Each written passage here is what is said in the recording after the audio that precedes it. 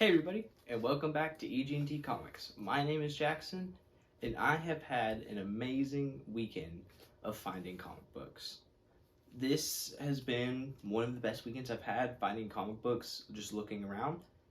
I went into one of my regular comic book finding places, and there was a lot of new stuff there. And I went to a small comic book, traveling comic book show, and found a couple things there, but I was also a little disappointed about it, but I'll get to that in a minute. And it wasn't because there was anything bad. But first, I just kind of want to show the stuff I found at my regular store. But there's a little story behind it with a little comic book hunting message in it. And it is, don't give up. Which is a pretty normal thing. I mean, you hear it a lot, don't give up. But especially when it comes to comic books. Going through Muskogee, the town I live in, there's this little place, and I stopped there a couple times. I found the good stuff, and every once and then, when I go back in, there's nothing new. My dad asked me, hey, is there anything new in here? Do you want to go look? And I was like, there's probably nothing, because there usually isn't nothing. And there was something. There was a lot of some things, and I got a lot of some things, and that some things were comic books, and good ones nonetheless. So I just want to start off with probably the best one I found in there, and that is G.I. Joe and the Transformers #1. And the best part about this is that it is rumored that there's actually going to be a movie taking place that is based off this or like this comic book about the G.I. Joe and the Transformers. So that's pretty awesome. Not only is it cool that that might be happening, it's also cool, it's just the cover in general. But yeah, it's pretty neat. These were produced by Marvel Comics at the time. But I just thought that was really cool. I saw that and I was instantly like, I don't know if this is a key, I don't know if this is important, but I just went ahead and get it just because I heard that rumor and I thought it would be cool. If that movie ever did come out, could be like, hey, check this out. I can't afford the first appearance of #1 G.I. Joe in comic books. I can't afford first appearance of Transformers or anything like that, but I have this. I was like, that would be pretty cool. So there you go. G.I. Joe and Transformers #1. Alright, so the second one, and third and fourth, are kind of all together, and it is the Strange Academy Finals #4, 5, and 6. #4 is my favorite cover, but all of these actually have pretty sick covers. But if you don't know what Strange Academy is, I don't really know either. I want to learn, because I've heard it's a pretty good series, and even though this seems like it'd be the final part of the series, it is definitely somewhere to start, and if I have to read it backwards, I will. But this cover is just kind of awesome. Pretty sure that's Dormammu and his, like partial son or something like that, but that's pretty cool. And then I have #5, which is also pretty cool. It's a picture of them on just the cover, so that's pretty neat. I like that a lot. And #6, which kind of hints that maybe Strange Academy is under attack or something. You have a flag burning, so I thought that one was pretty cool too. So all three of those are just really neat covers. I like them a lot. Okay, so the next one is Daredevil #10. I just picked this up because I like the cover. I think most Daredevil covers, old or modern, are pretty cool. But yeah, and there's a couple of other Daredevil's things that I saw today, but this was one that I was able to afford and was cool. Because I did see the first appearance of Echo and the first appearance of Muse, which are both characters that first appeared in Daredevil comics. But they were asking way too much. I could find it on eBay for half that price, and everyone knows that eBay doesn't have the best deals. So, it's pretty neat. Okay, here we go. I don't know what this is, but I'm pretty sure it is just the Thing #2. And I got this because I play a game called Snap, and there are different variants on cards in that game. It is a competitive card game, and this is one of them for the Thing. So I thought that was pretty cool. I've seen this one before, but yeah, I thought that was pretty neat.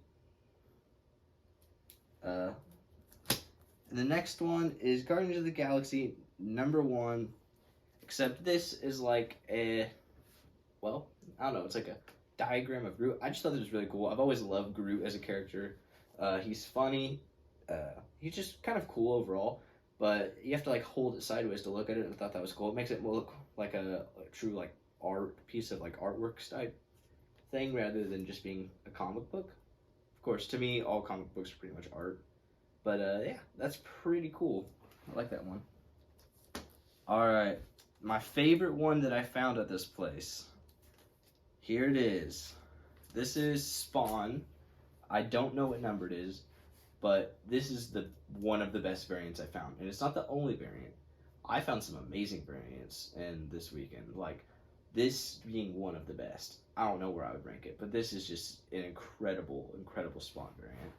And Spawn, as a comic book series, I feel like is widely known for having many variants, many based off other comic book series, but I don't know if this one's based off anything.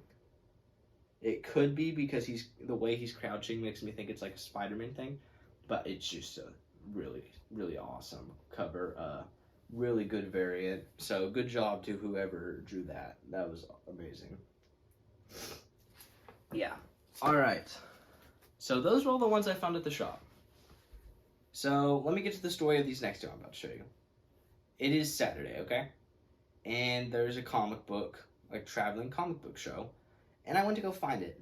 And I walk in about an hour after it started, and there are these two guys there, and I have nothing against other comic book hunters, that I would have done somewhat of the same thing. I'm just a little frustrated because I myself made a couple mistakes.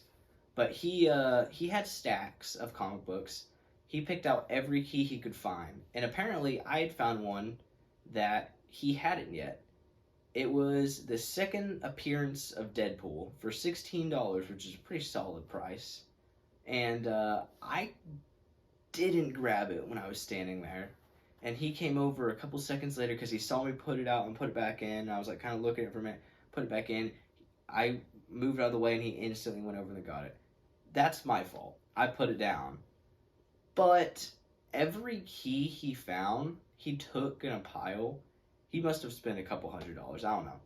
But I mean, he had the first Nebula. He had a lot of Spider-Man keys. I have nothing against him. It's just, if I was there a little bit earlier, maybe I could have found them. But to be honest, I was there to have fun more than find a bunch of good deals today.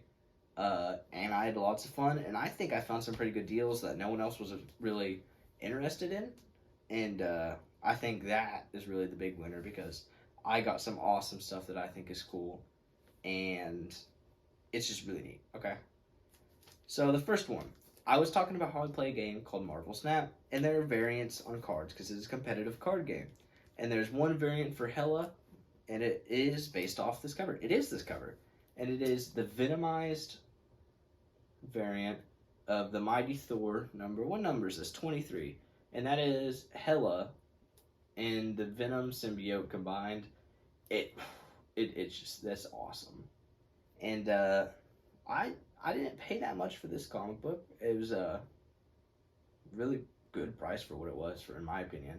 But just absolutely awesome cover. I mean, incredible. I have one other Venomized cover, and I will say it's not a very good one. It's an Amazing Spider-Man comic book, and it's just a shark that's Venomized. But this is incredible. Yeah.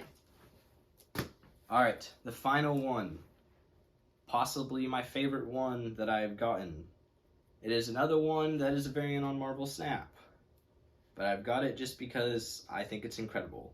And this is, I don't know what number it is an X-Men comic book, and this is the Stormbreaker variant featuring Kitty Pryde on the front, and I think it's just incredible. It's a really cool variant.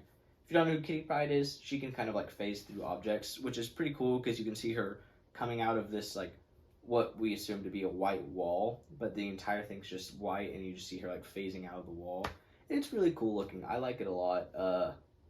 I want to put all of these on the wall, but I can't. I am only going to switch out one or two of these comic books up on the wall. So the question is, I want in the comments if anyone decides they want to maybe chip in and help me out with the decision.